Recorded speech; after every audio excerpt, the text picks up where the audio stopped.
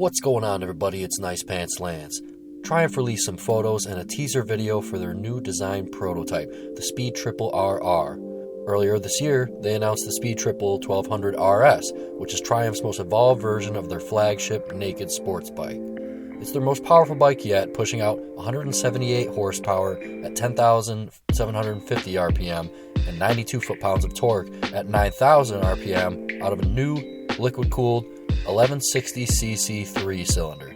If housing the most powerful triple on the market wasn't enough, it also comes with Brembo Stylema monoblocks on 320mm discs in the front, Brembos in the rear, Öhlins fully adjustable 43mm inverted forks in the front, Öhlins adjustable twin-tube shock in the rear, Metzeler Racetech RR tires, up and down quick shifter, inertial measurement unit, 5-inch TFT display with 5 selectable riding modes.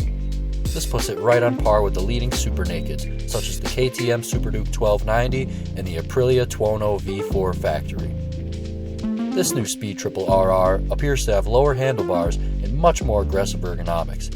No other information is known at this time, but I'm sure we can expect this new Speed Triple RR to come with all the hardware of the RS in a more track-focused package. It's got a half fairing in the front, with not much paneling on the side, which definitely sets this apart from the Daytona. Is this going to be a limited run, special edition Speed Triple? Or will this actually turn out to be a new age Daytona 1200 to compete with the rest of the superbikes? Tell me what you think in the comments. Throw this video a like, subscribe to my channel, check out the rest of my motorcycle content. Peace!